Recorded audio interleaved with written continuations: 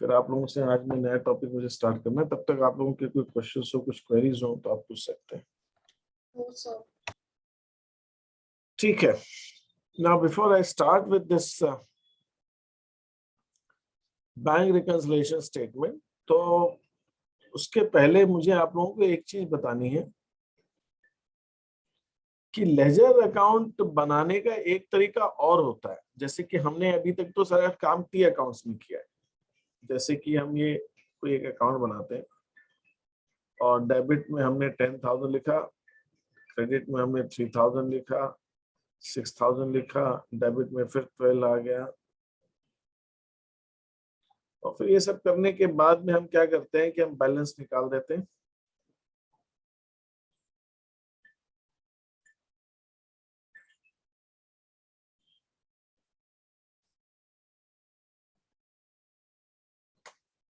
ठीक है, इस ढंग से हम बैलेंस निकालते हैं।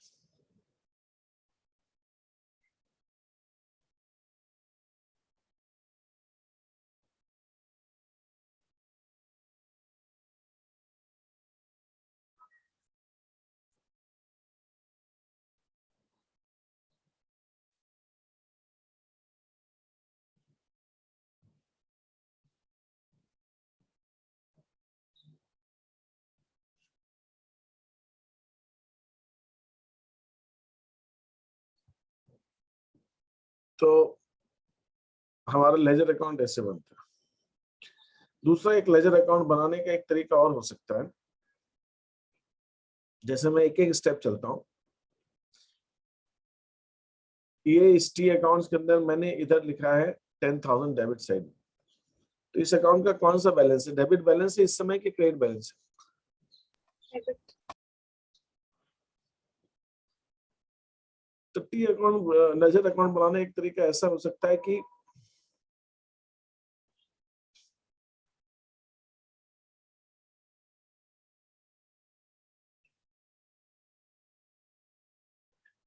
Date particulars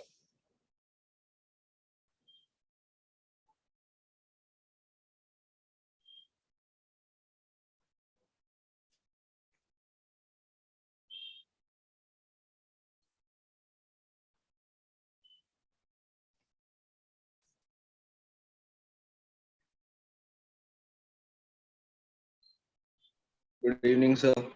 good evening.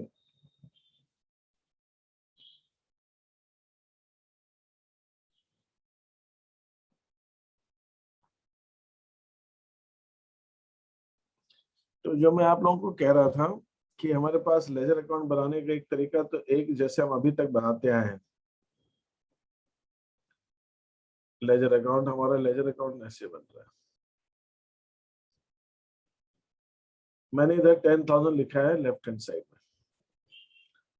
एक दूसरा लेजर अकाउंट बनाने का ऐसा ये तरीका होता है जो मैंने राइट साइड में ब्लू में बनाया। ये जो तरीका है इसको हम कहते हैं periodic balancing method. Periodic balancing मतलब ये होता है कि इसका जो लेजर अकाउंट का बैलेंस है वो हम रोज नहीं निकालते, हर ट्रांजेक्शन के बाद नहीं निकालते, एक टाइम के बाद निकालते हैं। वो टाइम क्या हो सकता है?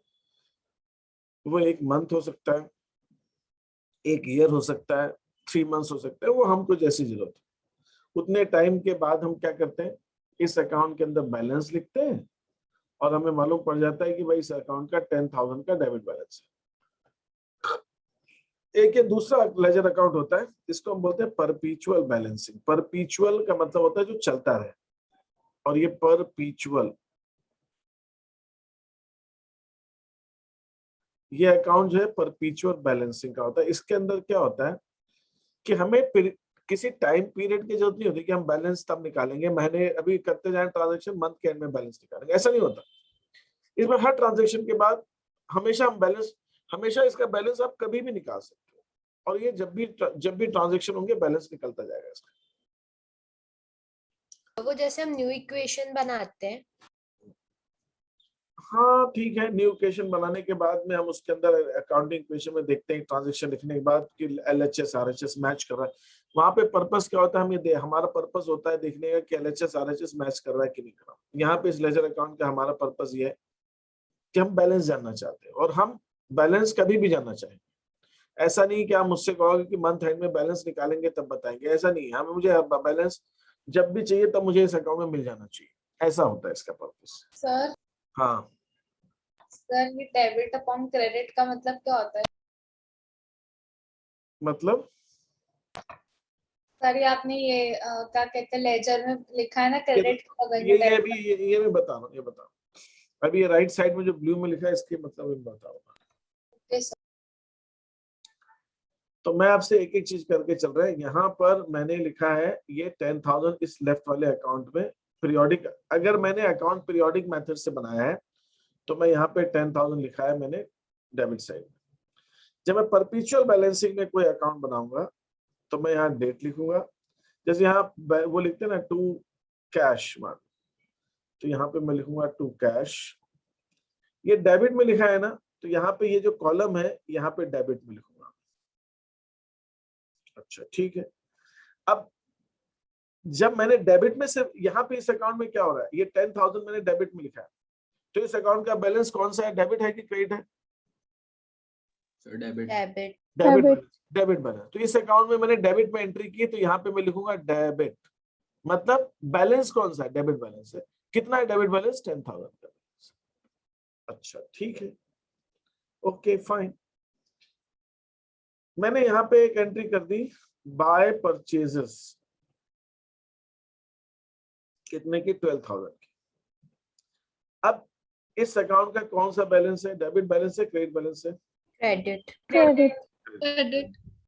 तो मैं ऐसे ही यहाँ पे डेट लिख के लिख दूंगा बाय परचेजेस, और ये वाली परचेज की एंट्री किधर होनी है? क्रेडिट साइड में होनी है अकाउंट के। तो यहाँ मैं क्रेडिट के कॉलम में 12,000 लिखूंगा।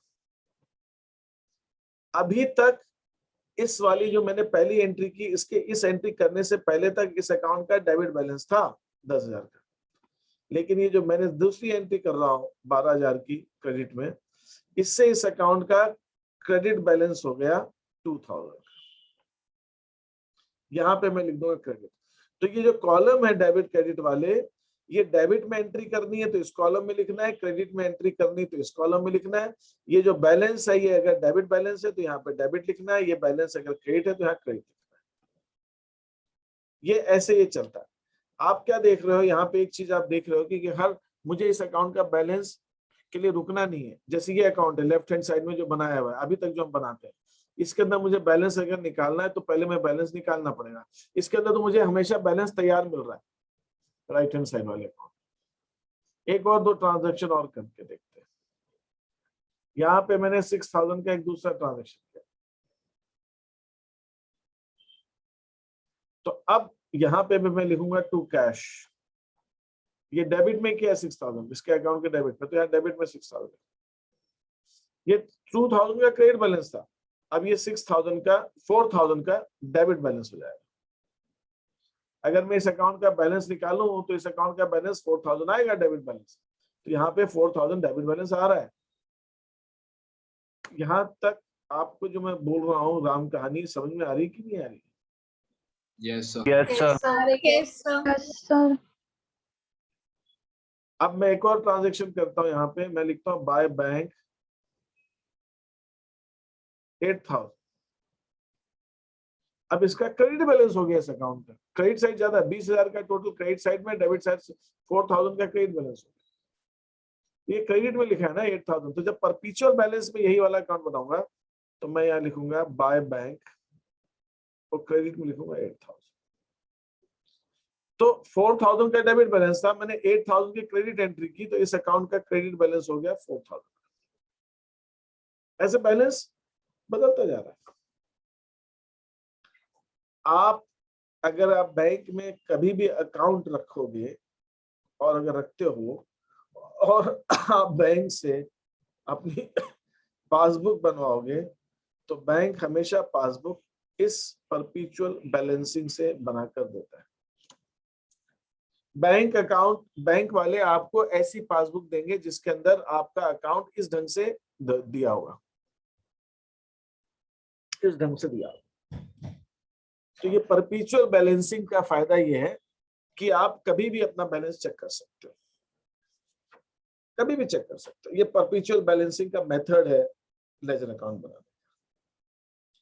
इसके अंदर किसी को कोई प्रॉब्लम हो तो मुझसे पूछिए। तो हाँ ये वाला परपीचुअल वाला हम लोग बिजनेस में ये वाला प्रेफर करते हैं कि टी नहीं, अकाउंट्स? ये टी अकाउंट प्रेफर करते हैं हम।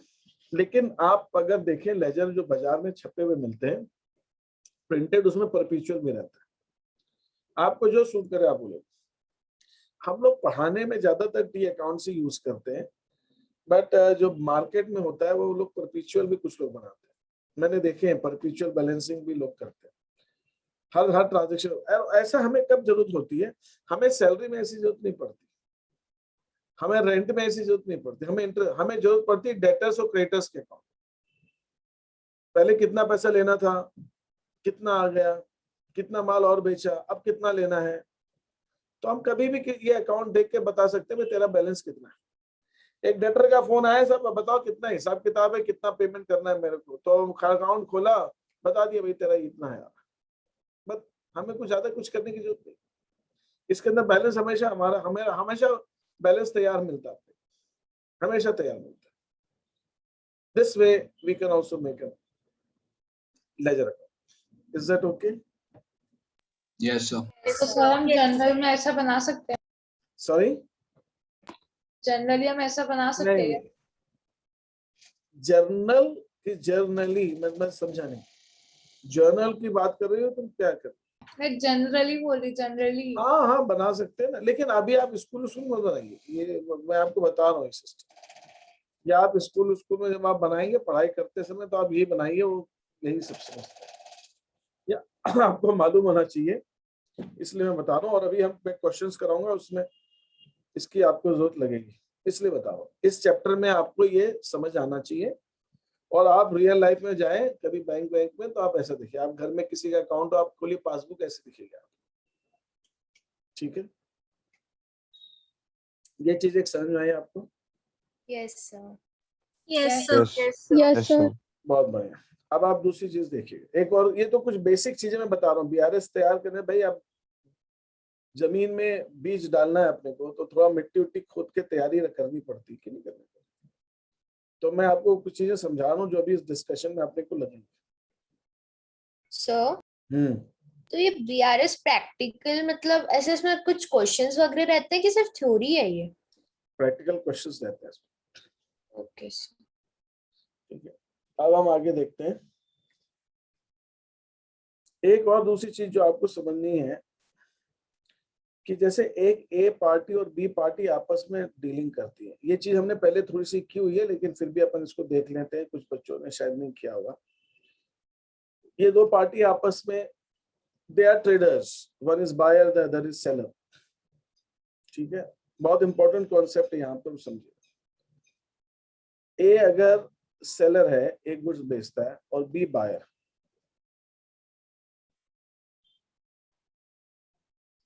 तो पहली चीज आपको ये समझनी है कि ए अपनी बुक्स में बी का अकाउंट बनाएगा। ए अपनी बुक्स में अपना अकाउंट नहीं बनाता।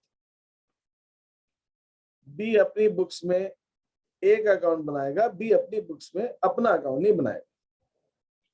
हमने कभी भी कोई अकाउंटिंग इक्वेशन ऐसी नहीं की कि अरुण स्टार्टेड अ बिजनेस, उसके अरुण का अकाउंट, अरुण का अकाउंट क्या है? अरुण कौन स्टार्ट किया बिजनेस? वो कौन है? ओनर है ना, तो उसका अकाउंट का जो नाम होगा, उसका नाम होगा कैपिटल अकाउंट। अरुण का अकाउंट नहीं है। मेरा बिजनेस में मेरा अकाउंट नहीं, मेरे बिजनेस में मेरी एसेट्स का अकाउंट है, मेरे बिजनेस में मेरी लायबिलिटीज का अकाउंट है, मेरे बिजनेस में कैपिटल का अकाउंट है, मेरे बिजनेस में एक्सपेंसेस का अकाउंट है, रेवेन्यू का अकाउंट है। मेरे बिजनेस में मेरा अकाउंट थोड़ी होता है, ऐसा नहीं होता। क्यों नहीं होता? क्योंकि हम अपने बिजनेस अपना अकाउंट रख के क्या करेंगे? हमारे बिजनेस में जो कुछ चीजें उनका अकाउंट चाहिए ना, मुझे मेरा अकाउंट से क्या मतलब? That doesn't serve any purpose. इसलिए नहीं है। हमने अकाउंटिंग इक्वेशन में वो सब चीजें समझी अच्छे से। That is the importance of accounting equation, कि कौन सा अकाउंट खुलता है, कौन सा अकाउंट नहीं खुलता है, कैसे मालूम पड़ेगा? तो ए है, ए की बुक्स में बी का अकाउंट होगा। ए और बी आपस में बिजनेस करते हैं, बी के बुक्स में ए का अकाउंट। ए जब बी को गुड्स बेचेगा तो ए एंट्री करेगा, B account debit to sales 10,000। तो यहाँ पे ए की बुक्स में बी का डेबिट बैलेंस है कि क्रेडिट बैलेंस है? डेबिट बैलेंस है। डेबिट अगर बी का डेबिट बैलेंस है तो ए के लिए बी डेटर है कि क्रेडिटर है? डेटर है। डेटर। बी के बुक्स में क्या होगा? बी के बुक्स में भी एंट्री होगी। बी ने खरीदा है तो बी एंट्री करेगा परचेज अकाउंट डेबिट टू ए।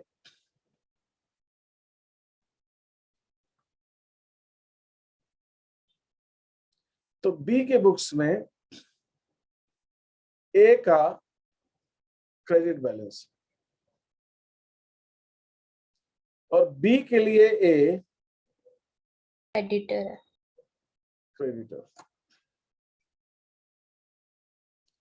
आप एक चीज नोटिस कर रहे हैं यहाँ पे, जो चीज मुझे आपको मेन बतानी वो यही है कि जिस ट्रांजैक्शन के लिए ए बी को डेबिट कर रहा है, सेम उसी ट्रांजैक्शन के लिए बी ए को क्रेडिट कर रहा है। मैं किसी पार्टी से जिससे मेरा डीलिंग चल रहा है, मैं अगर अपनी बुक्स में किसी दूसरी पार्टी को, मैं आपको अगर डेबिट कर रहा हूं तो आप अपनी बुक्स में मुझे क्रेडिट करेंगे। मैं और आप भी बात कर रहे हैं तो मैं और आप बिजनेस की बात करें। मेरे बिजनेस में मैंने अपने बिजनेस के बुक्स में आपकी बिजनेस को क्रेडिट किया है, तो आप अपनी बिजनेस के बुक्स में मेरे बिजनेस के अकाउंट को डेबिट करें। हम दोनों डेबिट नहीं करेंगे, हम दोनों क्रेडिट उसी ट्रांजेक्शन के लिए करेंगे। वो एक ट्रांजैक्शन में अगर मैं डेबिट कर रहा हूं तो आप क्रेडिट करेंगे, आप क्रेडिट कर रहे हैं तो मैं डेबिट करूंगा, वट एवर इट इज। अब बी ने ए को पैसे दिए खरीदने के 5,000 रुपीज, तो A account debit to cash. A के पास कैश आएगा तो वो एंट्री करेगा cash account debit to B. तो फिर यहां पे भी वही बात हो रही है, same thing is happening here. जिस ट्रांजैक्शन के लिए ए बी को क्रेडिट कर रहा है, उसी ट्रांजैक्शन के लिए बी ए को डेबिट कर रहा है। अगर ए ने क्रेडिट किया है तो बी ने डेबिट किया है, ऑपोजिट होता है ट्रांजैक्शन। एक पैसा दे रहा है तो वो कैश को क्रेडिट कर रहा है, तो जब एक दे रहा है तो दूसरे को मिलेगा ना, तो जिसको मिल रहा है वो डेबिट करेगा, सीधी सी बात।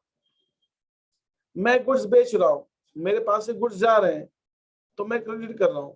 आप गुड्स खरीद रहे हैं तो आपके पास गुड्स आ रहे हैं तो आप गुड्स को डेबिट करोगे। Is that okay? Yes sir. Transactions Yes, sir. are not in the same side, both the parties, दोनों पार्टीज के एक ही साइड में नहीं होता, ऑपोजिट साइड होता है। ये इंपॉर्टेंट। इसका मतलब क्या हुआ? इसका मतलब ये हुआ कि अगर ए की बुक्स में बी का डेबिट बैलेंस कैरी डाउन 5,000, तो बी के बुक्स में ए का क्रेडिट बैलेंस हो। ए कह रहा है बी का डेबिट बैलेंस है, बी कह रहा है ए का credit balance.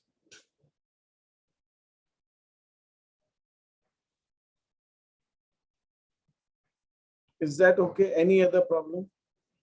No, sir. No, sir. No sir. Next.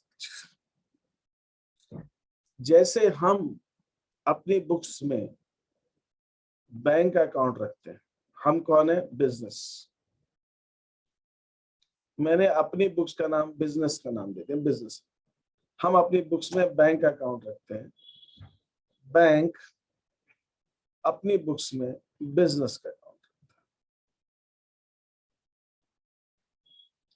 है। जब मैं बैंक में पैसे जमा करता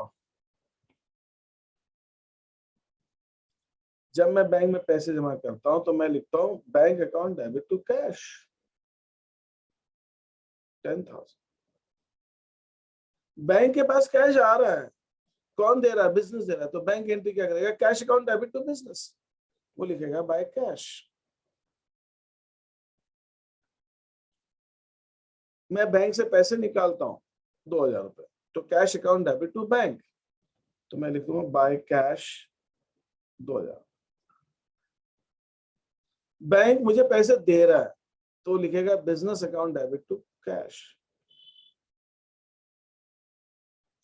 तो जब मैं बैंक में पैसे जमा करता हूं तो मैं एंट्री करता हूं bank account debit to cash.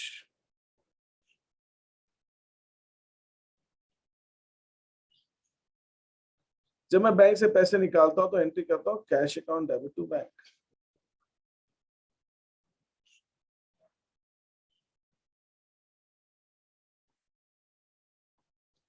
जब मैं जमा कर रहा हूं तो मैं बैंक को डेबिट कर रहा हूं, जब बैंक से पैसे निकाल रहा हूं तो मैं बैंक को क्रेडिट कर रहा हूं।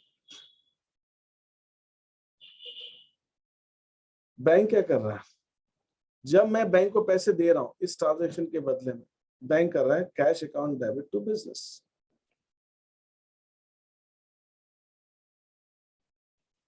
मैंने बैंक को डेबिट किया है, बैंक मुझको क्रेडिट कर रहा है।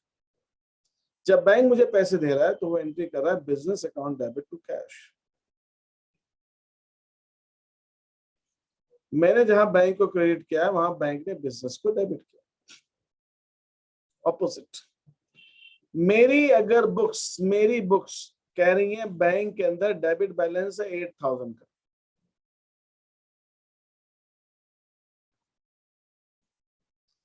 बिजनेस कहेगा, बैंक कहेगा मेरा क्रेडिट बैलेंस है 8000।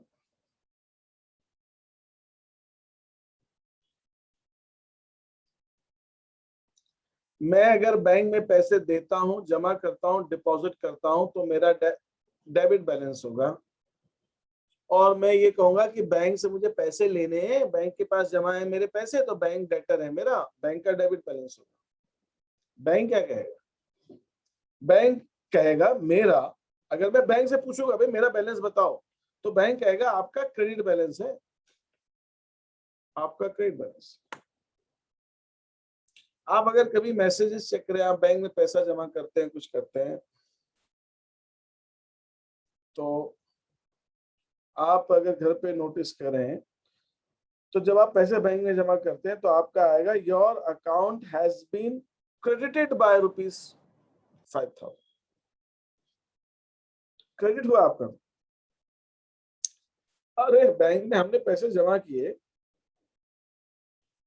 तो डेबिट होना चाहिए ना, लेकिन डेबिट तो हम करेंगे, बैंक तो हमें क्रेडिट करेगा, बैंक हमें क्रेडिट करेगा। मुझे याद है, मतलब हम लोग क्या होता है, जब कभी कभी हम लोग तो कॉमर्स वाले बच्चे हैं, टीचर्स हैं, ठीक है, तो स्कूल वगैरह में स्टाफ टीचर्स वगैरह पूछते थे सर ये बैंक का मैसेज आया हमारा अकाउंट क्रेडिट हुआ, तो मैंने तो जमा किए पैसे, क्रेडिट मतलब क्या। तो जब हम बैंक में पैसे जमा करते हैं या सैलरी उनकी क्रेडिट होती थी, या बैंक चार्जेस, बैंक ने डेबिट कर दिया, कुछ निकाल दिया, चार्जेस हटा दिए, तो मैसेज आता था your account has been debited ऐसा। तो मुझे वो अभी एकदम से कोई मैसेज मैंने डिलीट कर दिया, तो ऐसा दिख नहीं रहा। तो जब हम बैंक में पैसे जमा करते हैं तो हम बैंक को डेबिट करते हैं, लेकिन बैंक हमें क्रेडिट करता है। ठीक है, ये इसके अंदर किसी को कोई कंफ्यूजन है तो बताइए। No sir. ये चीज एकदम क्लियर है। तो इसका मतलब ये है कि अगर मेरी कैश बुक ये कह रही है कि आपका बैंक के अंदर डेबिट बैलेंस है, तो उसी बैलेंस के लिए पासबुक कहेगी कि आपका क्रेडिट बैलेंस। तो आपको ये तैयार रहना चाहिए। मतलब इसका मतलब ये हुआ कि अगर बैंक में पैसे जमा हैं तो मेरी कैश बुक के हिसाब से डेबिट बैलेंस है और बैंक के हिसाब से मेरा क्रेडिट बैलेंस है। और ये ऐसा हर बिजनेस वाला ये कहता है, हर बिजनेसमैन की रिस्पॉन्सिबिलिटी होती है कि वो एटलीस्ट हर मंथ के एंड में अपनी कैश बुक का देखे कि मैंने बैंक कैश बुक के अंदर बैंक में क्या क्या पैसे जमा किए। अच्छा, कैश बुक को देखे का मतलब, जब मैं कैश बुक की बात करूंगा इस चैप्टर के अंदर, तो आपको ये मालूम है कि कैश बुक के अंदर 2 कॉलम्स होते हैं, एक बैंक का कॉलम होता है, एक कैश का कॉलम होता है। इस पूरे चैप्टर में जब भी मैं कैश बुक की बात करूंगा, इसका मतलब होता है मैं कैश बुक के सिर्फ और सिर्फ बैंक कॉलम की बात कर रहा हूं। जब मैं कैश बुक बोलूंगा तो मेरा मतलब सिर्फ बैंक कॉलम से है, कैश कॉलम से नहीं। एक बात। दूसरी चीज, कैशबुक का मतलब ये है कि मैंने बैंक के अंदर जो पैसे जमा किए निकाले, सिर्फ उसका हिसाब। और जब मैं बैंक स्टेटमेंट बोलूंगा या पासबुक बोलूंगा, तो ये इसका मतलब ये हुआ कि मैंने बैंक से बोला कि जो मेरा अकाउंट उनके यहाँ है उसकी वो कॉपी दे दे। बैंक स्टेटमेंट क्या होता है?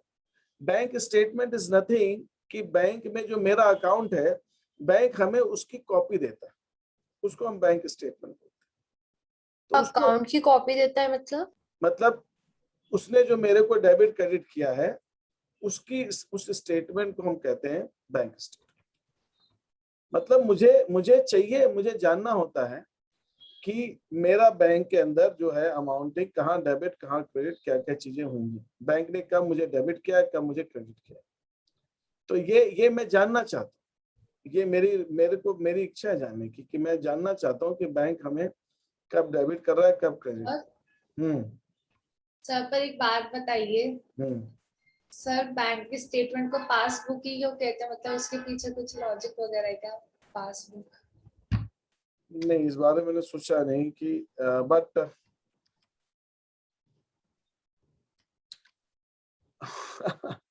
अब ये नहीं कह सकूंगा कि मैं पासबुक ही उसका नाम क्यों है, but then it is there, it is there. Sir bank statement और पासबुक एक ही चीज है? एक ही सेंस में यूज होता है। बैंक स्टेटमेंट और जो पासबुक है वो एक ही सेंस में यूज होता है। ठीक है, जो हमारा बैंक में अकाउंट होता है वो हमारा उसी सेंस में यूज होता है। ठीक है, कोई भी चीज होती है, और ये हमें जानने की हमें जरूरत लगती है इस चीज की। अब मैं अगर एक छोटा सा कोई भी स्टेटमेंट दिखाऊं, ये तो यहाँ पे ये बैंक स्टेटमेंट, ये एक बैंक स्टेटमेंट, ये ट्रांजैक्शन डेट है, वैल्यू डेट मतलब जिस दिन उन्होंने लिखा होगा, इसका डिस्क्रिप्शन। हाँ सर, ऐसा तो मैंने नॉर्मल पासबुक मतलब ऐसा ये देखा ये पासबुक है, परपेचुअल बैलेंसिंग सिस्टम। इसमें डेबिट क्रेडिट नहीं लिखा हुआ है ना, बट ये इम्प्लाइड, ये ब्रैकेट में आ जाता होगा।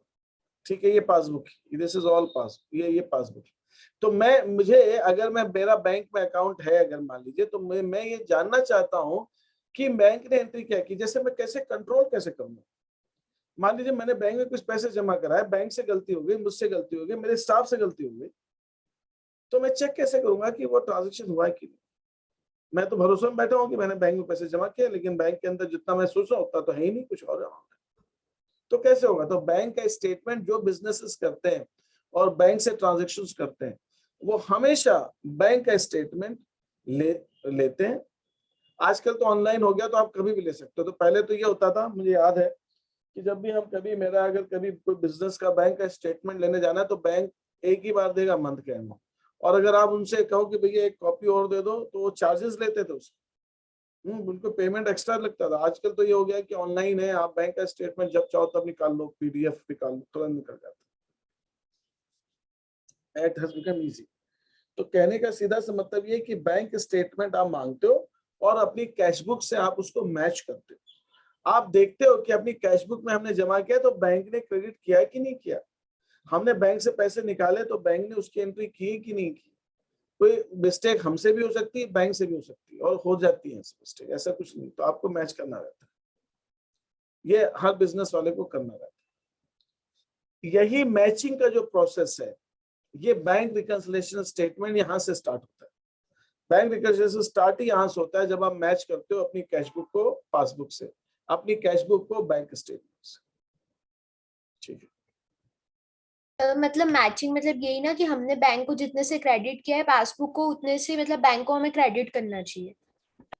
हमने अपनी कैशबुक में बैंक के कॉलम में, अभी हम देखते हैं उस चीज को, अभी हम देखते हैं। ठीक है, मैं आपको उस क्वेश्चन शीट पे आता हूं जहां से मुझे आपको ये समझाना है basics.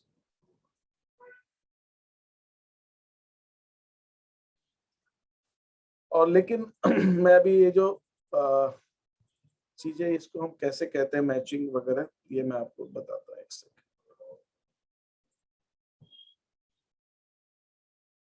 Okay, now what I do is, ये क्या मैंने आपको ये शीट एक है बनाई हुई है।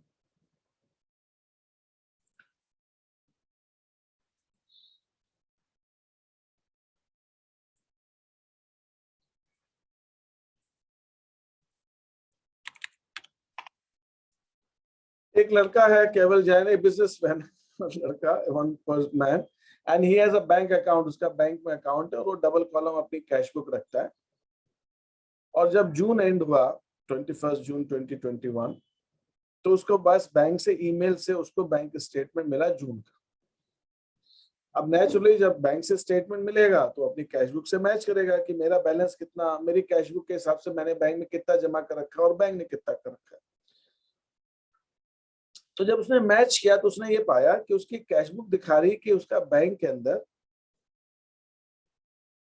डेबिट बैलेंस है 2630 का। ये कौन कह रही है? उसकी कैश बुक कह रही है। और उसकी पासबुक कह रही है, बैंक स्टेटमेंट कह रहा है कि उसका क्रेडिट बैलेंस है 4896। देन ही इज कंफ्यूज्ड कि डिफरेंस क्यों आ रहा है। कैश बुक के हिसाब से तो 2630 जमा होने चाहिए, लेकिन ये बात समझ में आ गई उसको कि ये मेरी कैश बुक डेबिट बैलेंस कह रही है तो पासबुक तो क्रेडिट कहेगी। ये तो उल्टा समझ में आ गया उसको कि मेरी कैश बुक डेबिट कह रही है, पासबुक क्रेडिट कह रही है। लेकिन वो ये समझने की कोशिश कर रहा है कि मेरी कैश बुक तो 2630 का बैलेंस कह रही है और पासबुक के अंदर 4896 का आ रहा है। ऐसे कैसे हो सकता है? जो मैंने पैसे जमा किए वो मैंने कैश बुक में भी किए, बैंक ने पासबुक में भी किए होंगे। जो मैंने निकाले वो मैंने कैश बुक में निकाले, बैंक ने पासबुक में भी निकाल एंट्री की होगी, तो डिफरेंस क्यों आ रहा है? तो अब वो कंफ्यूज है कि ये दोनों बैलेंस डिफरेंट क्यों है। आपके पास क्या है? आपको क्या करना है? केवल ने आपके सामने दोनों स्टेटमेंट रख दिए। क्या क्या स्टेटमेंट रख दिए? उसने कहा ये लीजिए मेरी कैश बुक का सिर्फ बैंक कॉलम है, क्योंकि आपको सिर्फ बैंक कॉलम की जरूरत है। ठीक है, 1 जून को इतना बैलेंस था, ये पेमेंट मैंने बैंक में जमा किए, ये पैसे मैंने बैंक से निकाले, तो उसकी कैश बुक कह रही इतना बैलेंस। और अगर हम इसको आगे देखें और उसका पासबुक देख रहा है, तो पासबुक ये मैंने उस परपेचुअल से नहीं बनाया, यहाँ पे मैंने पीरियोडिक से बनाया। ये पासबुक का डेबिट क्रेडिट बैलेंस, अभी ऊपर डेबिट बैलेंस था तो यहाँ क्रेडिट बैलेंस आया। जब केवल ने बैंक में पैसे जमा किए तो केवल उसके अंदर डेबिट में एंट्री करेगा, और अभी हमने डिस्कस किया जिसकी एंट्री कैश बुक के डेबिट में होगी वो एंट्री पासबुक के क्रेडिट में होगी। अगर 1 जून को कैश बुक का बैंक में 4000 रुपीज का डेबिट बैलेंस है कैश बुक के हिसाब से, तो पासबुक के हिसाब से 1 जून को बैंक का क्रेडिट बैलेंस होगा। तो ये तो कोई दिक्कत नहीं, ये तो सही, इसमें कोई प्रॉब्लम नहीं, ये इसमें कोई दिक्कत नहीं। मतलब 1 जून को दोनों का बैलेंस बराबर था, एक का डेबिट था तो दूसरे का क्रेडिट था, बराबर। फिर पूरे महीने में जून में ये चेक जमा किए गए, ये चेक जमा किए गए, पूरे जून के महीने में ये चेक निकाले गए, ये पैसे और ये निकाले गए। तो एंट्री इतनी सारी होने के बाद हुआ क्या? अब दिक्कत आ गई। दिक्कत क्या आ गई? कैश बुक कह रही है भाई शुरू में तो टैली हो रहा था, एंड में ये 2630 का बैलेंस आ रहा है कैश बुक के हिसाब से, पासबुक कह रही है 4896 का आ रहा है। तो ये वो एरिया है जहां पर केवल को कंफ्यूजन हो रहा है, कह रहा है ये डिफरेंस क्यों आ रहा है भाई? जब शुरू में 4-4 हजार मैच कर रहा था तो दोनों बैलेंस सेम आना चाहिए ना। अब वो कह रहा है कि जो मैंने एंट्री अपनी कैश बुक में की है और जो यहाँ पासबुक में हुई है उनको मैच करते हैं। अब क्या होगा? एक एक entry every single entry has to be matched between the cash book and the passbook. दोनों को हमको मैच करना। यहाँ तक जो मैंने कहा, इसमें किसी को कोई प्रॉब्लम है? No sir. No sir. No sir. ठीक, अब हम क्या करेंगे? अब मेरे को क्या करना है, मुझे मैच करना है, तो मुझे उसको थोड़ा सा दोनों को मुझे एक ही साइड स्क्रीन पे लाना पड़ेगा। तो मेरे पास एक तरीका जो है वो यही कि उसको थोड़ा छोटा करना पड़ेगा।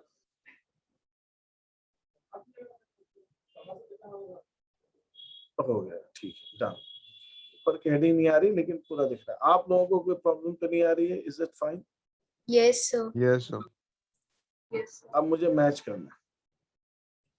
अच्छा, मैच करने से मतलब नहीं है, चलो पहले मैच करते हैं फिर देखते हैं आगे क्या करना। ये बैलेंस 4000 का डेबिट बैलेंस था कैश बुक के हिसाब से, बिल्कुल सही है। पासबुक के हिसाब से क्रेडिट बैलेंस था, ये ठीक। कोई दिक्कत नहीं, दोनों मैच करो।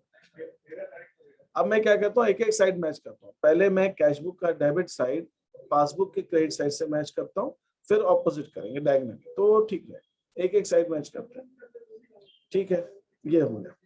नेक्स्ट, मैंने एक मनोहर का कोई चेक मिला होगा, वो मैंने 3200 का बैंक में डिपॉजिट किया, तो मैंने कैशबुक में एंट्री की और वो एंट्री पासबुक में भी, तो ये भी मैच हो गई, बिल्कुल सही।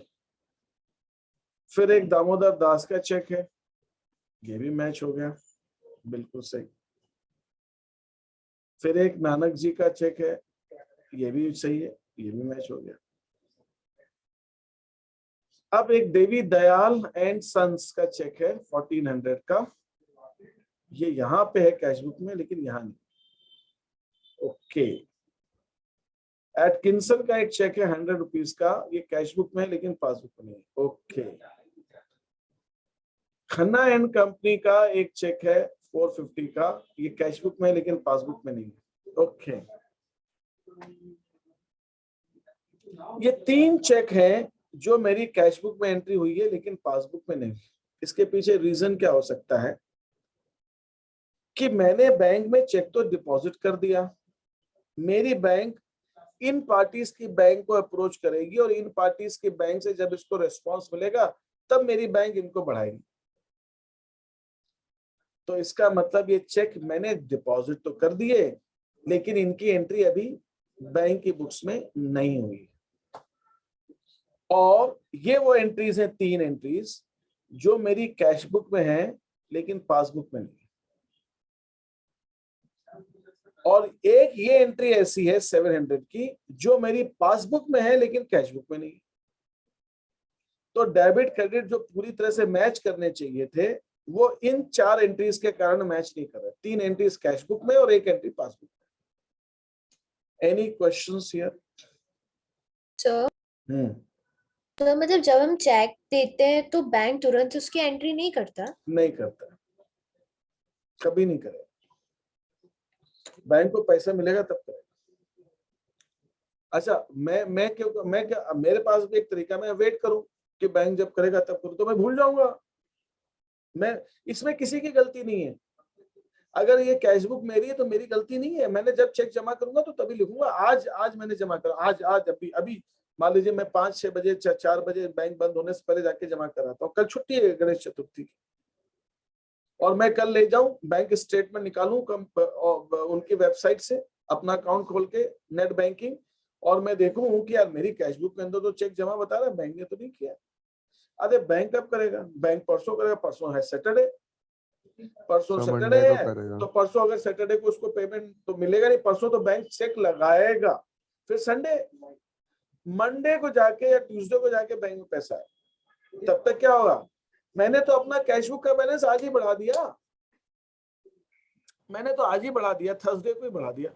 और मेरे बैंक कब बढ़ा रहा है? बैंक तो ट्यूसडे को बढ़ा रहा है, मंडे को बढ़ा रहा है, तो थर्सडे को बढ़ा दिया मैंने। अगर फ्राइडे को बैलेंस चेक किया, सैटरडे को बैलेंस चेक किया, संडे को चेक किया, तो मैं तो डिफरेंस आ रहा है, 3 दिन गैप हो गया। और अगर मान लो कोई चेक जो जमा किया वो बाहर की पार्टी है, वैसे तो आजकल ऑन सब CDS हो गया, जल्दी हो जाता है, लेकिन फिर भी लोकल से 1 दिन ज्यादा लग जाता है कभी-कभी, तो और टाइम लग सकता। पहले तो और ज्यादा टाइम लगता था, आजकल तो सारा कंप्यूटराइजेशन से काफी कुछ चेंज हो गया, थोड़ा सा फास्ट हो गया चीज। तो अगर ये तो आज की डेट में बैंक का टाइमिंग होता है। नॉर्मली बैंक वाले क्या करते हैं, जो बैंक सुबह 10:30 बजे खुल जाते हैं, वो अराउंड 12:30 के 12 साढ़े 12 के आसपास क्लियरिंग निकालते हैं। उस दिन उनके पास 12 साढ़े 12 बजे तक जो चेक आ गए हैं वो तो उसी दिन चले जाएंगे। क्लियरिंग इसको बोलते हैं, क्लियरिंग के पेमेंट कलेक्शन। और उसके बाद जो चेक आए वो अगले दिन जाते हैं। बैंक दिन भर बैठा नहीं रहता कि आपने चेक डाला खुद तुरंत भेजेगा, नहीं, ऐसा नहीं होता। एक स्टाफ होता है, वो देखता है कितने चेक आए, उनकी एंट्री करेगा, देखेगा, सब करेगा। तो ऐसा होता है। तो आपने अगर 12:30 तक चेक जमा कर दिया तो हो सकता है आज ही चला जाए क्लियरिंग। कुछ बैंक हो सकता है दिन में 2-2 बार क्लियरिंग डालते होंगे, फास्ट रखते होंगे, भाई कस्टमर को सर्विस देनी अपने को, ऐसा भी होता होगा। लेकिन ज्यादातर नेशनलाइज्ड बैंक तो दिन में 1 ही बार करते हैं।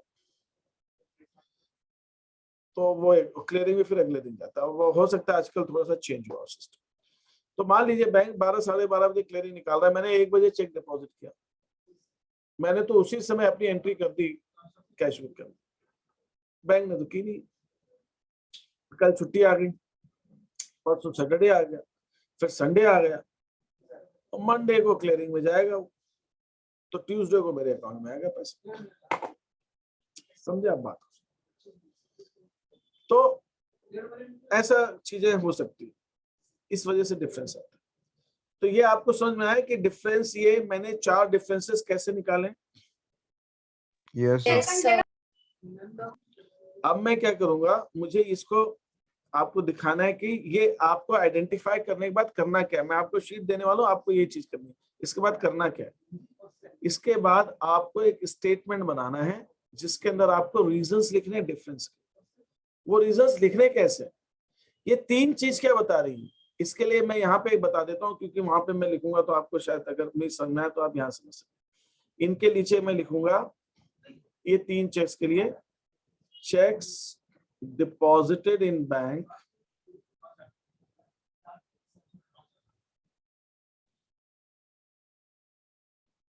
But not yet collected. Bank में जमा हो गए लेकिन बैंक ने अभी तक कलेक्ट नहीं की। इसको कुछ लोग ऐसा भी लिखते हैं, check deposited in bank but not yet credited, अभी तक बैंक ने क्रेडिट नहीं की। सर बट नॉट प्रेजेंटेड भी लिख सकते हैं ना? चेक इशूड के लिए लिखते हैं वो, जब हमने किसी को चेक देते हैं तो उसके लिए लिखते हैं कि प्रेजेंट नहीं है। जब हम डिपॉजिट करते हैं तो बैंक उसको कलेक्ट करेगा या क्रेडिट करेगा। तो यहाँ पर अगर एक मैं यहाँ पे मैं लिखते जा रहा हूं, आपको ऐसे स्टेटमेंट लिखना पड़ेगा। यहाँ लिखूंगा मैं रीजन नंबर 1, क्वेश्चन नंबर 1। आपको ऐसे क्वेश्चन सॉल्व करने। Question number 1, bank balance as per cash book on, I think 31 July था वो,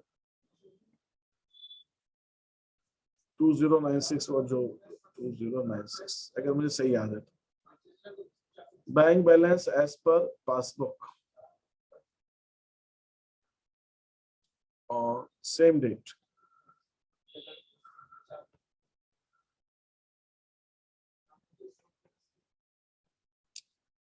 रुपीज व्हाटएवर, वो जो भी है मुझे याद नहीं है अमाउंट, समझ लीजिए जो ये भी। फिर आपको रीजंस लिखना है। ये डिफरेंस तो दिख रहा है, डिफरेंस है दोनों में, कैश बुक का बैलेंस पासबुक। रीजंस का number 1, checks deposited but not yet collected. Sir यहाँ पे कलेक्टेड का मतलब क्या है? बैंक ने पैसा इकट्ठा नहीं लिया, नहीं, बैंक को पैसा मिल रहा है ना, मेरे बैंक ने पैसा लिया नहीं अभी तक। Okay sir. अब इसमें क्या क्या लिखा जाएगा आगे, कौन से चेक्स थे जो कलेक्ट नहीं हुए थे, लास्ट के ये 3 चेक्स थे। Devi Dayal and sons, Atkinson and Khanna and company. Devi Dayal 1400, Atkinson 100, Khanna and company 450।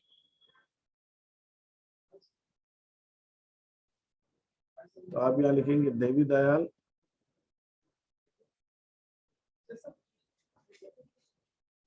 Atkinson and Khanna and,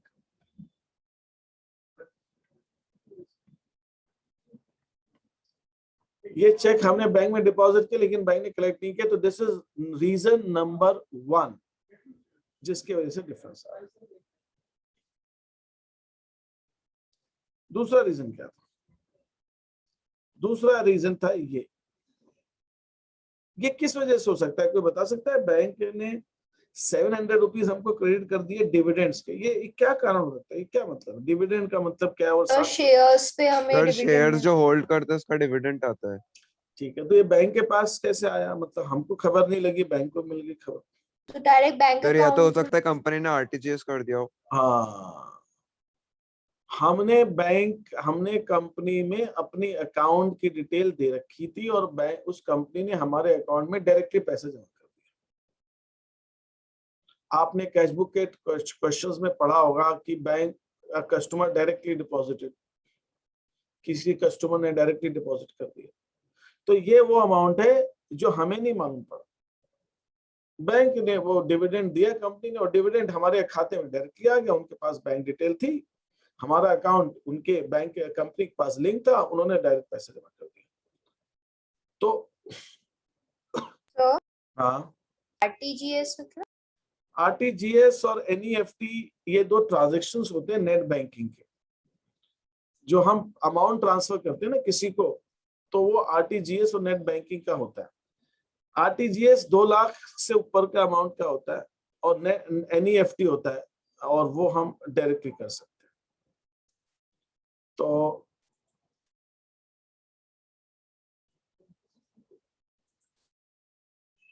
sir compulsory 2 lakh से ज्यादा होना चाहिए? नहीं, कुछ है उसकी रेंज है, वो मुझे ऐसा ही ध्यान आ रहा है ना, वो नहीं जो सर, है, कितना भी अमाउंट कर सकते हैं।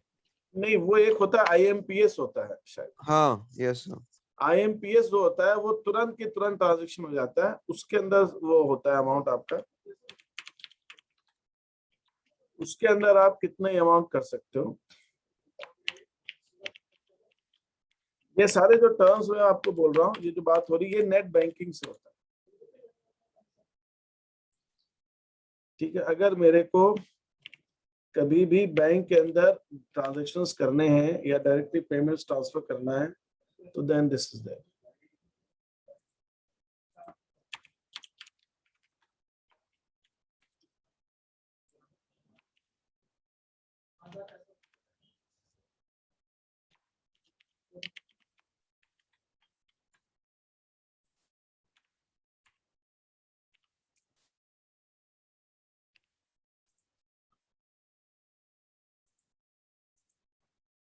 तो हम उसके अंदर ट्रांजैक्शंस लेते हैं। एक सेकेंड में आपको अच्छे दिखा दूं।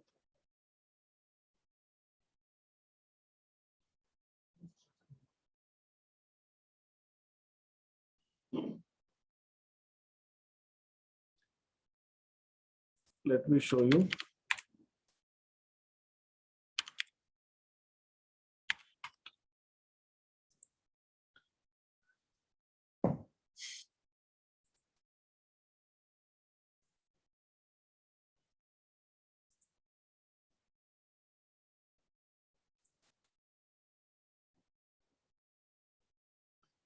ये अगर मान लीजिए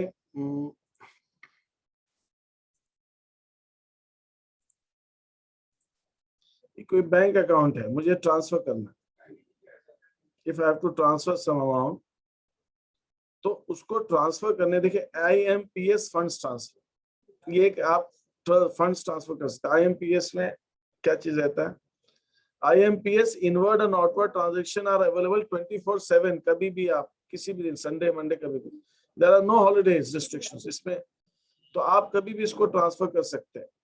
ठीक है, तो this is one way of transferring funds from one. पहले तो आपको चेक विक देना पड़ता था। ये आईएमपीएस में क्या होता है, in what is IMPS, immediate payment service, it is an instant interbank electronic funds transfer service through mobile phone. It is been extended through other channels as ATM. आप ATM अपना जहां से पैसे निकालते हैं वहां से भी आईएमपीएस कर सकते हैं, नेट बैंकिंग से भी कर सकते हैं। ठीक है, ये तो ठीक है, कोड वगैरह मिल जाता है, ये नो सिस्टम बताया। तो this is one. What are the restrictions for activation, ये सब ठीक है, उतना ज्यादा मैं अभी, this is one way to transfer, है ना। अब ये एक तरीका हो गया आपका फंड्स ट्रांसफर करने का। दूसरा तरीका जो है आपके पास में, यू हैव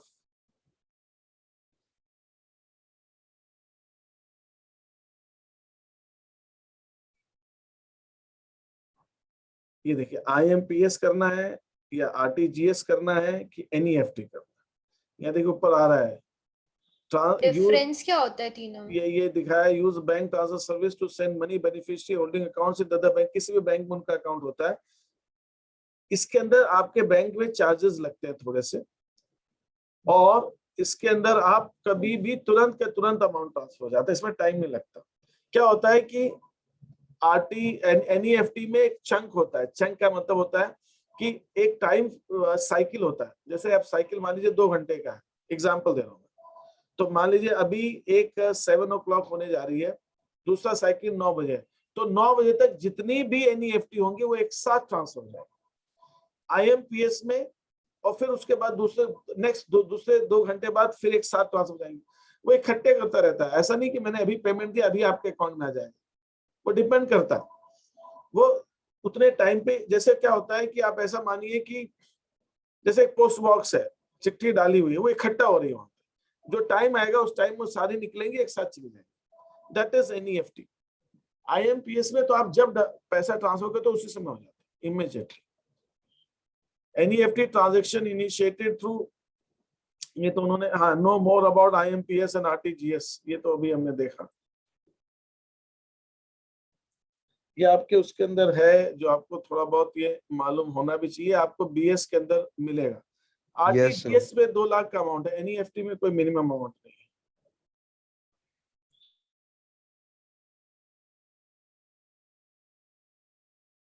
सर मगर सबसे कम आरटीजीएस में ही लगता है जो चार्ज होता है वो।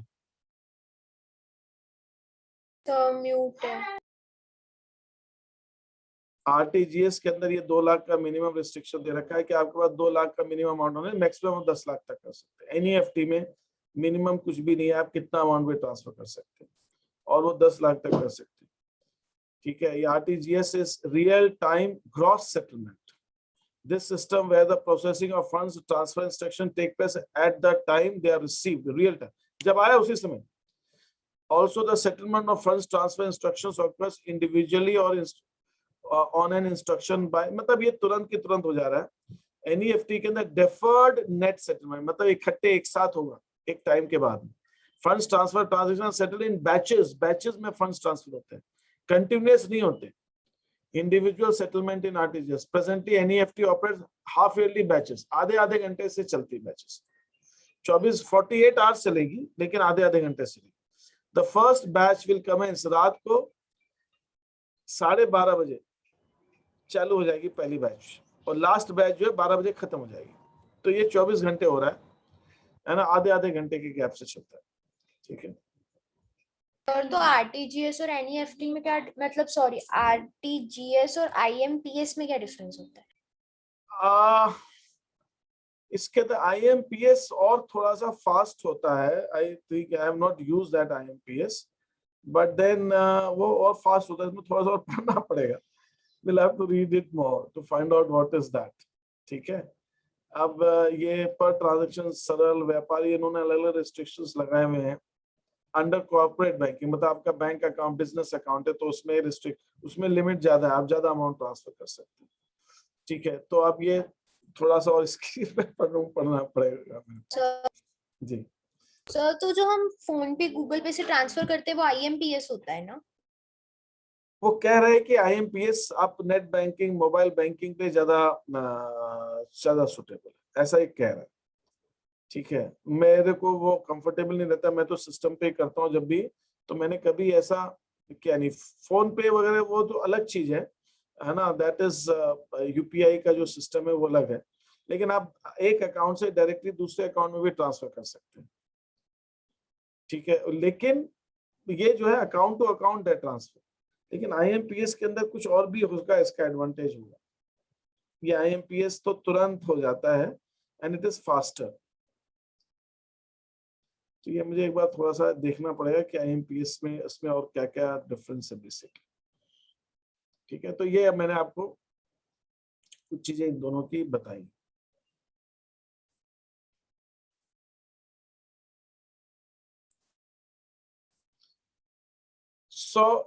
ये यहाँ तक तो चीजें समझ में आई आपको। तो बैंक से हमें डायरेक्टली पेमेंट आ गया, तो मैं आपसे ये कह रहा था कि मेरे पास ये है अपना दूसरा। तो यहाँ पे सेकेंड रीजन फॉर डिफरेंस क्या है, डिविडेंड्स।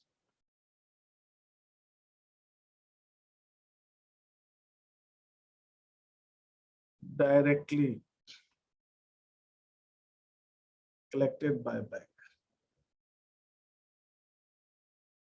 बैंक ने डायरेक्टली डिविडेंड कलेक्ट किया 700 रुपीज का। यहां तक कोई प्रॉब्लम किसी को? No sir. No sir. ठीक है, नेक्स्ट इज अ- हाँ सर जैसे यहाँ पे ये डायरेक्टली कलेक्ट हो गया तो वो हम लोग कैश बुक में रिकॉर्ड नहीं करते, जो डायरेक्ट अकाउंट में आ जाता है। करेंगे, वो हम बाद में करेंगे। अभी हम ये समझने की कोशिश कर रहे हैं कि डिफरेंस क्यों आ रहा है। अब हम बाद में देखेंगे, वो मैं आपको बाद में बताऊंगा कि डिफरेंस जो आया उसका करना क्या है। डिफरेंस आ गया तो ठीक है, ऐसा थोड़ी कि डिफरेंस पड़ा रहने देंगे, हम कुछ करेंगे उस डिफरेंस का। Will try to remove those differences. तो उसके लिए क्या करेंगे वो बात की कहानी, ठीक है। Okay sir. वो भी हम देखेंगे हम क्या क्या करेंगे उसमें। फिर दूसरा, ये हमने 800 का एक चेक दिया, कैश बुक में भी एंट्री है, पासबुक में भी है। हमने ड्राइंग्स के 1000 निकाले, दोनों जगह एंट्री है। कैलाश को चेक दिया, यहाँ भी है। श्यामनाथ को दिया, वो यहाँ भी है। सैलरी हमने दी 1800 की, वो यहाँ भी है। ओके, अब ये चेक है मेहता ब्रदर्स को, दास ब्रदर्स को, और ये कमीशन तो है दोनों जगह।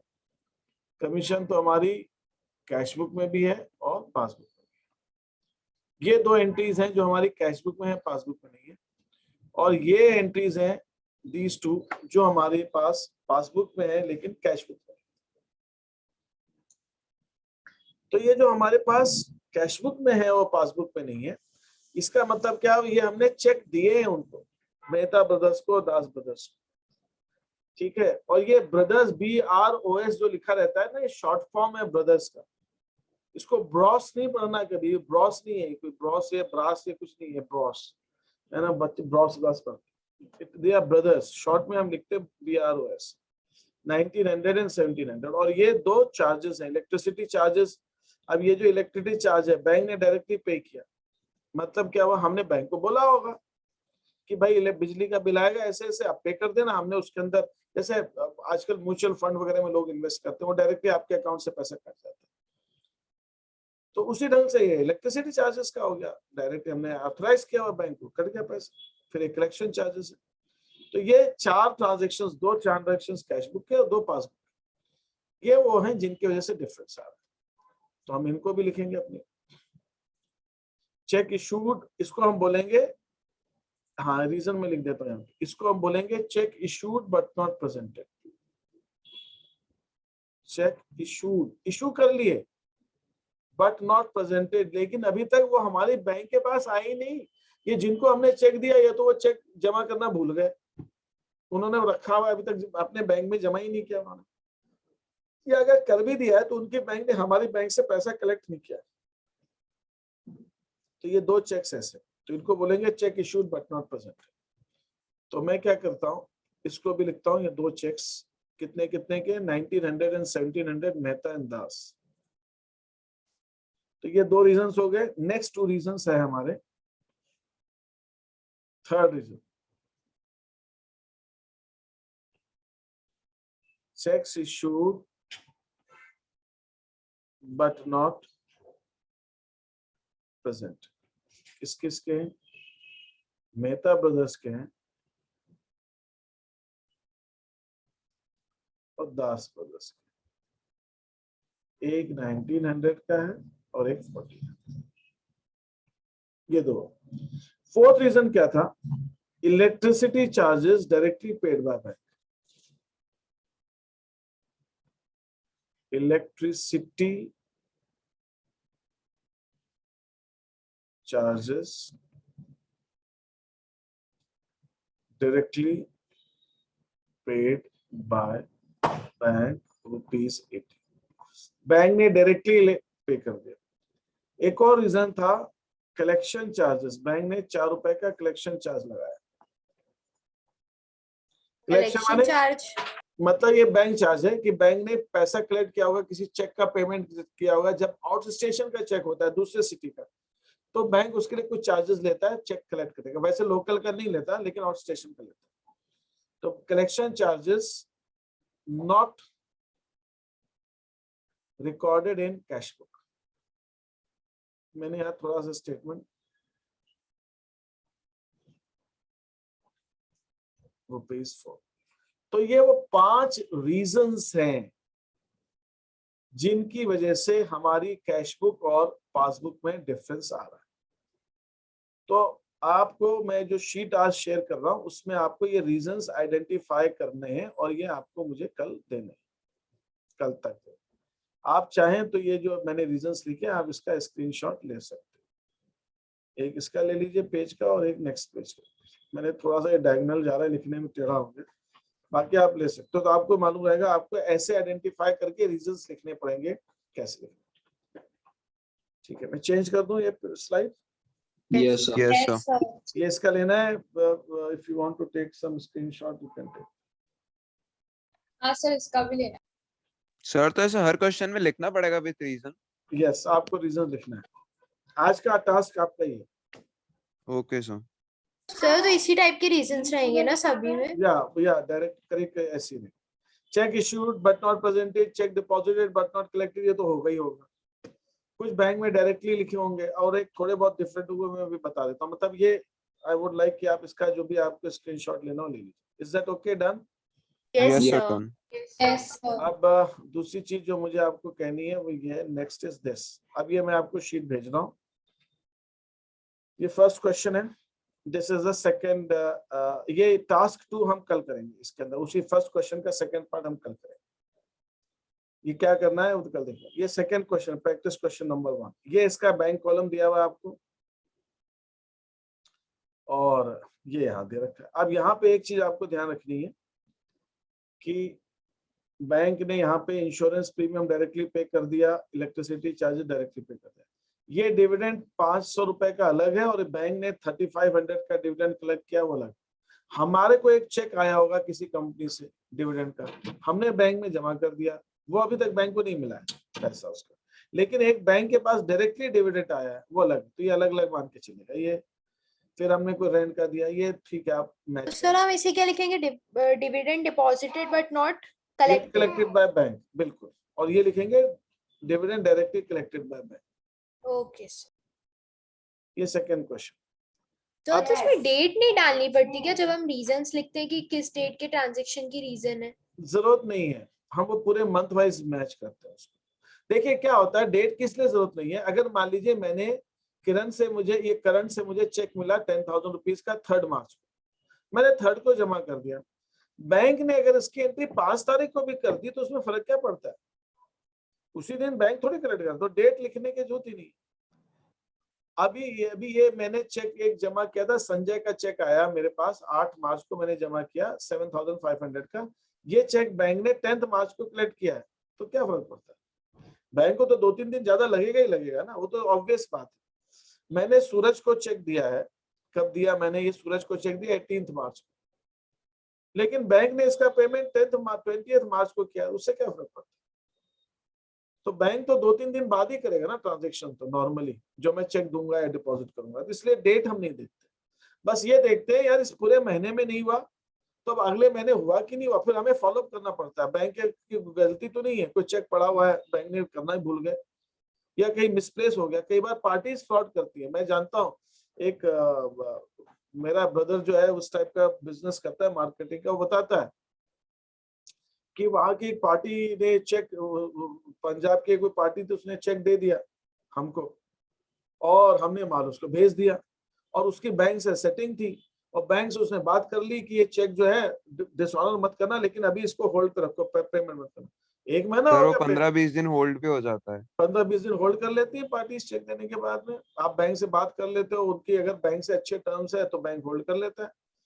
पता चला कि आपको चेक आ गया है और वो आपको पेमेंट ही नहीं आ रहा है खाते में, यस सर। और आपने जमा कर दिया अपनी कैश बुक के अंदर। तो ऐसा कुछ है तो आप जानना चाहोगे ना कि भाई वो चेक पेमेंट अभी तक क्यों नहीं आया, कितने दिन लगते हैं क्लियरिंग? 2 दिन, 4 दिन, 5 दिन, 1 हफ्ता। अब 1-1, 1.5 महीने तक पेमेंट ही नहीं आ रहा, मतलब क्या है? तो ऐसा रहता है। तो ये सब चीजें होती हैं, तो आपको ये सब इसलिए फॉलोअप करते देखना पड़ता है। तो इसलिए एक टाइम तक आप देखोगे, लेकिन आपको मालूम होता, you would like to know कि भाई डिफरेंस आ रहा तो क्यों आ रहा है। अच्छा, ये मैंने जो सेकंड क्वेश्चन है, प्रैक्टिस क्वेश्चन फर्स्ट है, इसका मैंने पासबुक आपको पीरियोडिक बैलेंसिंग और परपेचुअल दोनों से बनाया हुआ है। तो ये मैंने इसलिए बनाया था समझाने के लिए, लेकिन वो आपको मैंने पहले ही समझा दिया, तो अब इसका कोई मतलब नहीं है। आपको इससे कोई करना नहीं है, आपको तो बस ये करना है इस क्वेश्चन के अंदर आपको अपनी कैशबुक से और पासबुक को मैच करना है, बस आप चाहे किसी से मैच कर लीजिए। तो एक ही पासबुक है जो मैंने दो दो फॉर्मेट में दी है, just I wanted to explain you that is why. अब ये सेकंड क्वेश्चन है, प्रैक्टिस क्वेश्चन, ये भी करना है। ये पासबुक है आपके पास में और ये परपेचुअल बैलेंसिंग से दिया हुआ है आपको कैश सॉरी पासबुक दी हुई। इसमें करना क्या है, इसके अंदर आप जब मैच करोगे तो आप ये डेबिट साइड को मैच करोगे, ये डिपॉजिट साइड है, इसको आप मैच करोगे पासबुक की डिपॉजिट से, इससे मैच करोगे, इस कॉलम से मैच करोगे। और कैशबुक का जो क्रेडिट साइड है वो आप विड्रॉल से मैच करोगे। तो ये आपको कैशबुक की डेबिट से मैच करना है और ये आपको कैशबुक के क्रेडिट से मैच करना है, ठीक है। इस कॉलम जब आप बैंक से पैसा निकालते हैं तो ये विड्रॉल होती है ना, जब जमा करते हैं तो डिपॉजिट होती है। तो ये डिपॉजिट का मतलब है it is should be same as cashbook का डेबिट, एंड विड्रॉल का मतलब it should be same as cashbook का क्रेडिट। तो आप क्रेडिट से ये एंट्रीज को मैच करोगे और ये डेबिट से मैच करोगे। सिमिलरली इन प्रैक्टिस क्वेश्चन 3, ये तो वैसे ही दिया हुआ है डेबिट पीरियोडिक बैलेंसिंग से, तो ये तो हो जाएगा। अब आप इन सब में देखेंगे डिफरेंसेस हैं। ये कैशबुक का बैलेंस क्लोजिंग 12,710 आ रहा है,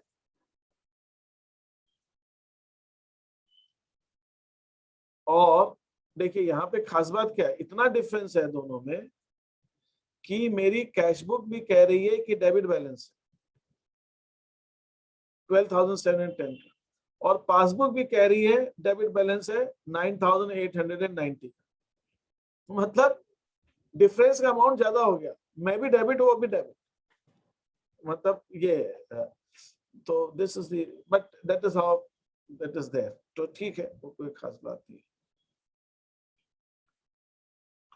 तो ये आपके पास फर्स्ट क्वेश्चन तो मैंने आपको कराया है, practice question 1, practice question 2 and practice question 3। ये 3 क्वेश्चंस हैं जिनके आपको सिर्फ और सिर्फ रीजंस लिखने हैं कि डिफरेंस बैंक बैलेंसेस में जो डिफरेंसेस है उसके रीजन क्या है। Any question that you would like? Sir reason यानी नरेशन लिखना। अरे अभी जो बताया रीजन, हाँ सर।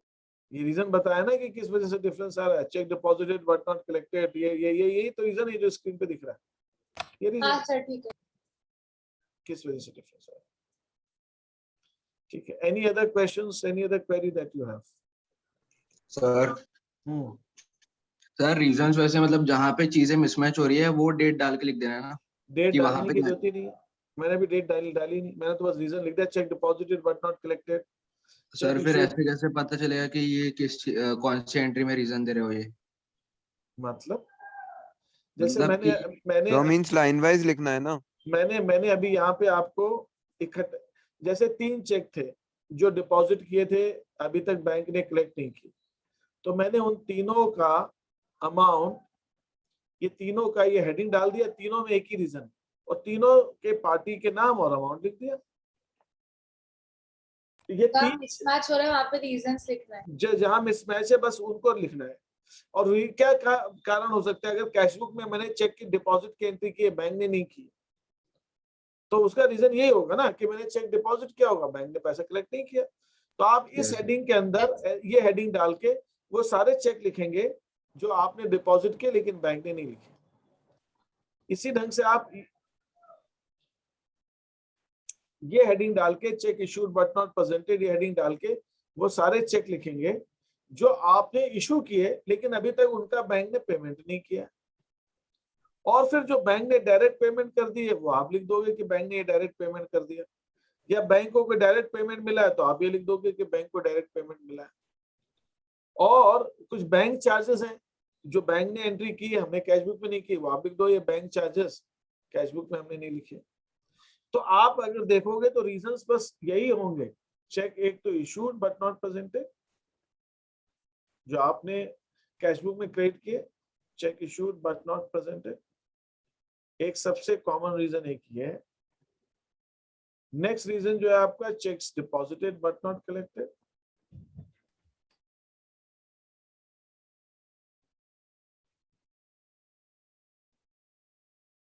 आपने चेक बैंक में डिपॉजिट कर दिया लेकिन बैंक ने कलेक्ट नहीं किया। तीसरा सबसे इंपॉर्टेंट क्या हो सकता है, direct payments made by bank, जैसे इलेक्ट्रिसिटी बिल पे कर दिया है, इंश्योरेंस पॉलिसी पे कर दिया, direct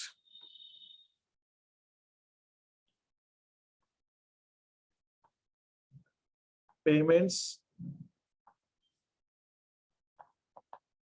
made by bank, bank ने जो डायरेक्ट पेमेंट किया। फिर direct deposits received by bank, जैसे डिविडेंड मिला था,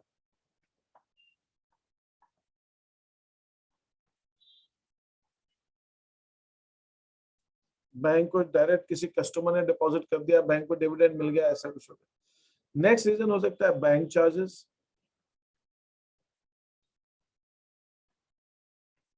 बैंक चार्जेस पासबुक में एंट्री हो जाती है तुरंत के तुरंत, कैशबुक में नहीं होती, ये बैंक चार्जेस।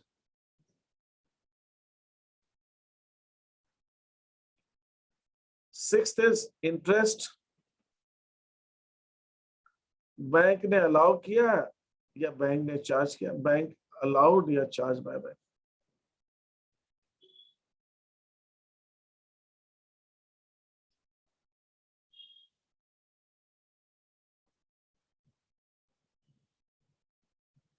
तो ये कुछ 6 मेन रीजन है जो 99%, अब इनके अलावा तो और कुछ ज्यादा होता है, और भी आएंगे आगे रीजंस और आएंगे, लेकिन अभी सर हमको तो 12 लिखवा है। अभी वो आगे आएंगे। अभी तो ये अभी जो मैंने आपको क्वेश्चन दिया उसमें बस यही, अभी तो और बहुत सारे, वो आगे हम देखेंगे जब आपको बीआरएस करेंगे पूरा डिटेल। अभी तो आपको जो मैंने क्वेश्चन दिए स्टार्टिंग का, उसके अंदर बस यही सब मोटे तौर पे रीजंस आए। Okay sir. ठीक है, तो आपको अभी इन्हीं में आइडेंटिफाई करके आपको अपने उन क्वेश्चंस को सॉल्व करना।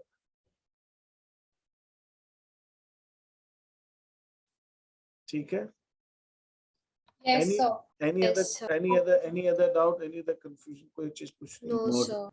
सर। ठीक है फिर, No, Thank sir you. Sheet number 38 का सॉल्यूशन। हाँ मैं देखता हूँ। अच्छा ये शीट जो है BRS starting from sheet number 41, क्योंकि मुझे 2 आपको और देने हैं जो कॉम्प्रिहेंसिव क्वेश्चंस वगैरह, जिसके लिए बात हुई कि साथ थोड़ा रुक के कर लेंगे। I will share those questions, वो आपको बाद में कर लीजिएगा, वो शीट्स मैं आपको दूंगा। अभी आप 41 से स्टार्ट कर देंगे फ्रॉम द बीआरएस। ठीक है, सर तो कॉम्प्रिहेंसिव की 2 शीट्स हैं। एक मैं कुछ सब्सिडी बुक्स के कुछ क्वेश्चंस दूंगा थोड़े से। Okay sir. I wanted to make it from whole number 41 से, जिससे मुझे भी ट्रैक करने में इजी है, इसलिए मैंने एक्सटेंड कर दिया। वो एक शीट पे काम हो सकता था लेकिन मैंने 2 कर दिया जानबूझ के उसको। ठीक है, is that fine? Yes sir. Yes Yes, sir. sir. Yes, sir. हाँ Yes, जी, sir.